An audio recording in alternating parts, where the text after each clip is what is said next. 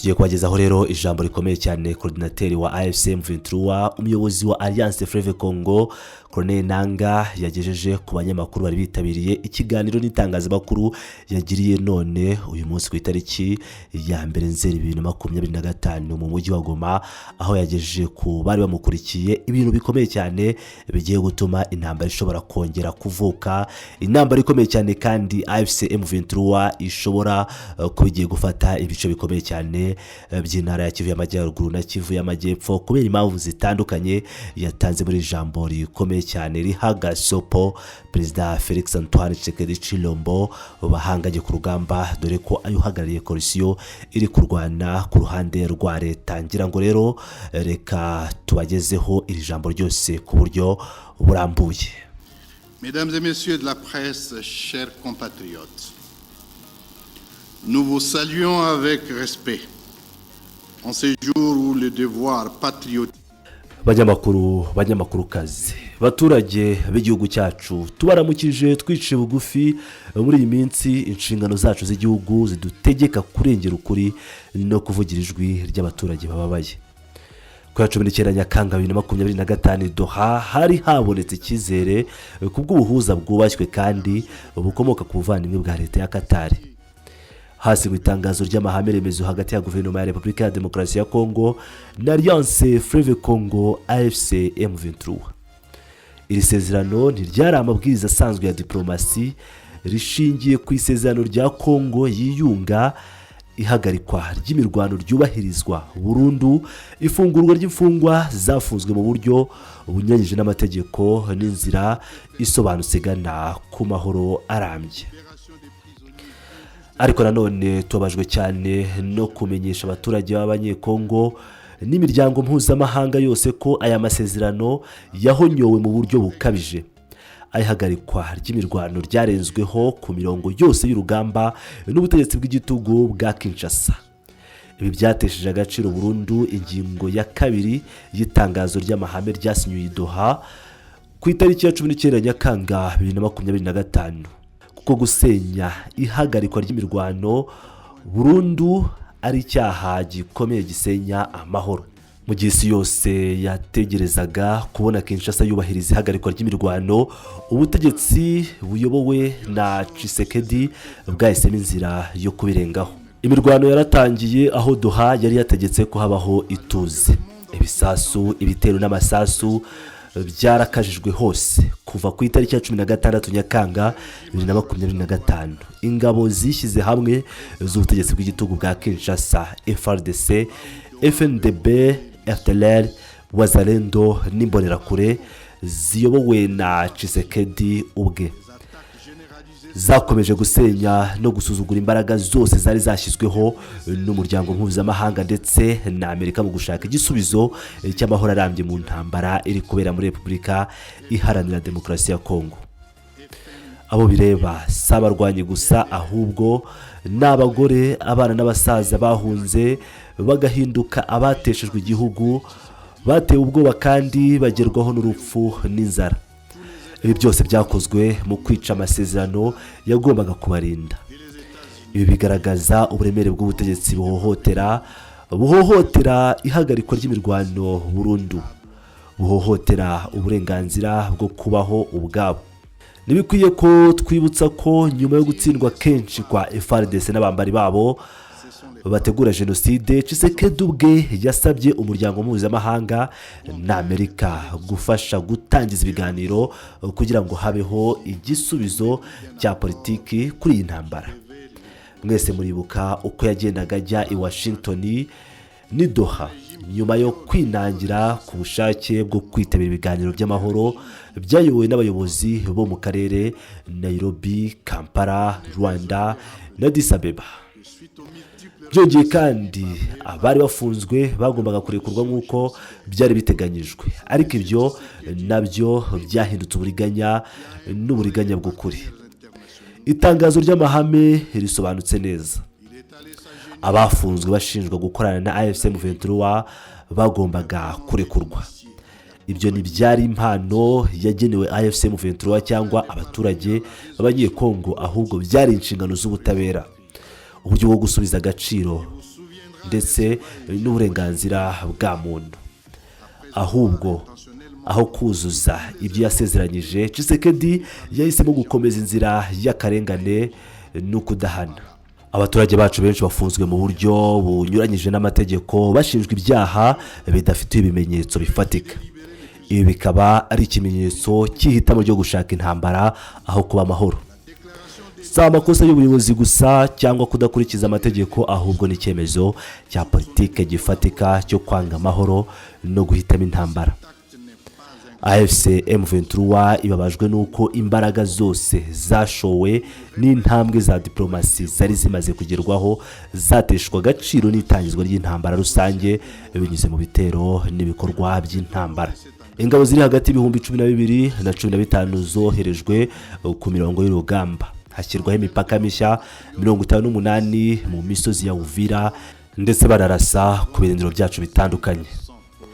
Mu minsi mike ishize, ingabo z'igihugu cy'u Burundi FNDB, FDLR, FRDC, Wazalendo ndetse n'imbonerakure zafunguye 30 mikuru y'intambara. Umurongo wa mbere mu misozi miremire ya Uvira na Fizi kwa gatandatu tariki ya 30 Kanama 2025 batangaje ko bafashe umujyi wa Minembwe. Umurongo wa kabiri muri Ruwindi Mwenga, aho batangaje ko bafashe uwo mujyi kandi ko bagiye kwerekeza i Ruwindi n'umujyi wa Bukavu. Umurongo wa gatatu muri Warikare, aho nyuma y'uruzinduko rwa guverineri w'ingabo wa Kivu y'Amajyaruguru hatangijwe imirwano igamije gufata Warikare n'amasisi no gufungura inzira ijya mu mujyi wa Goma.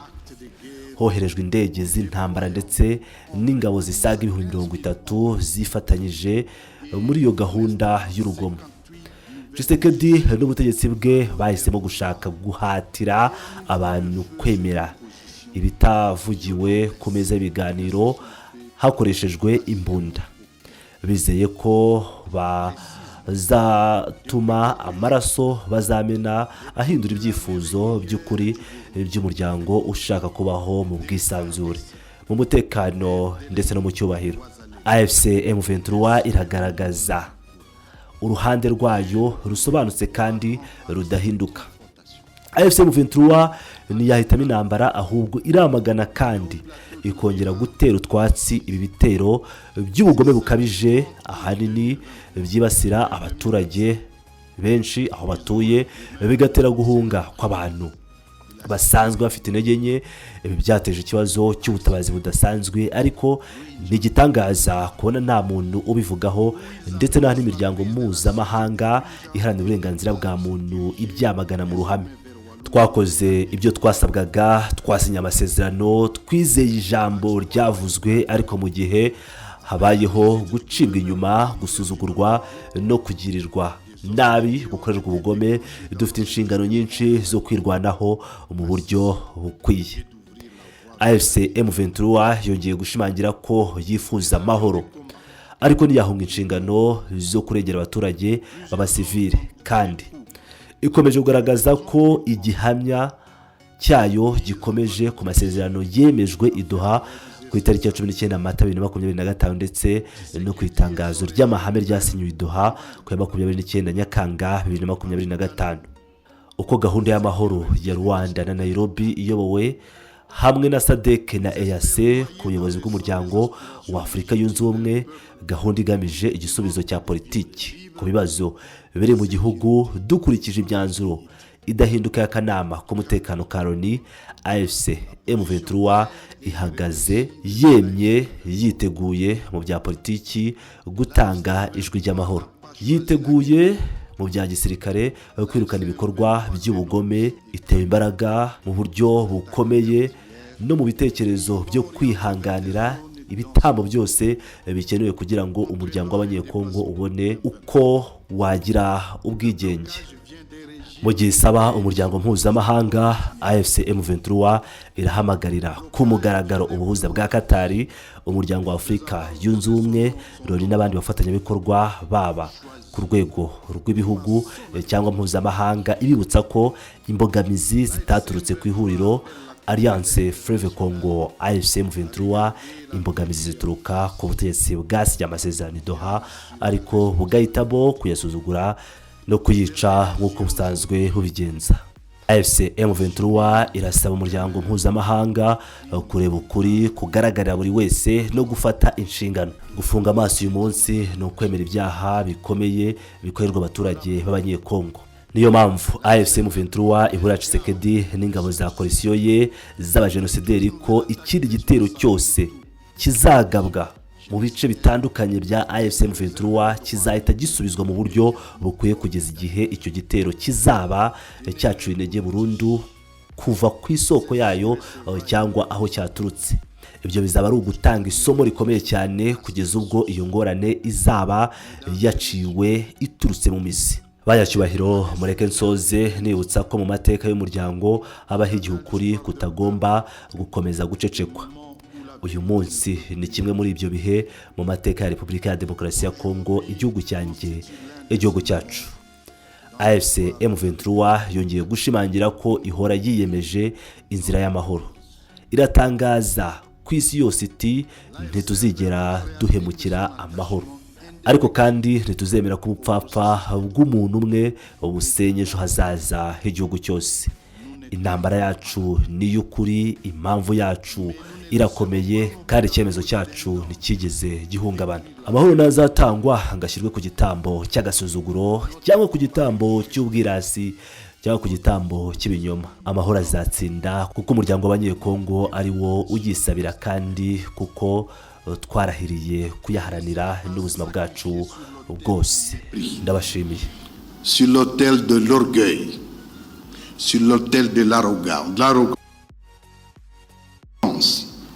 sur l'autel des mensonges, elle triomphera parce que le peuple congolais la réclame et parce que nous avons juré de la défendre au prix du sacrifice suprême. Je vous remercie. Kirango rero nk'uko mumwiyumviye bamwita Corneille NANGAA mu ijambo rikomeye cyane, ni ikiganiro n'itangazamakuru cyari cyateguriwe mu mujyi wa Goma. Ibi bikaba bije mu gihe hari ibitero bikomeye cyane byakomeje kugabwa mu bice bitandukanye bya Alliance Fleuve Congo AFC M23, ndetse n'ibiganiro byaduha bikaba byarahagaze, ndetse na Tshisekedi akavuga ko atazongera kubijyamo. Ibi byose bikaba byarabaye mu gihe yishingikirije abayobozi b'igihugu cy'Ububiligi, aho Maxime Prevo yamusuye bakaganira akamwizeza ko azamufasha kumvisha abanyaburayi ko bava mu bijyanye n'amasezerano ya Doha ndetse n'amasezerano ya Washington kugira ngo amahoro azagaruke.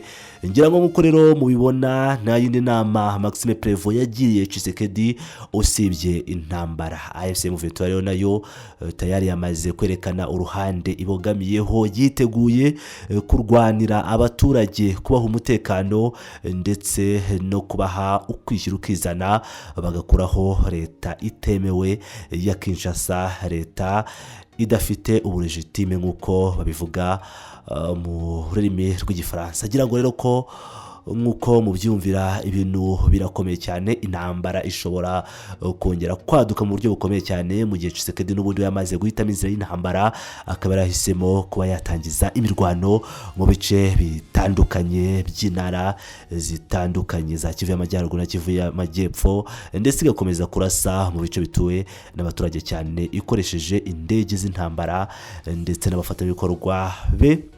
Ubwo turavuga FDNB, FDLR, Wazalendo, FRDC, abacancuro ndetse n'abandi batandukanye bamufasha ku rugamba. Ndagira ngo mbashimire nk'ibisanzwe, ni Pilot News TV, mukomeze mubane nanjye.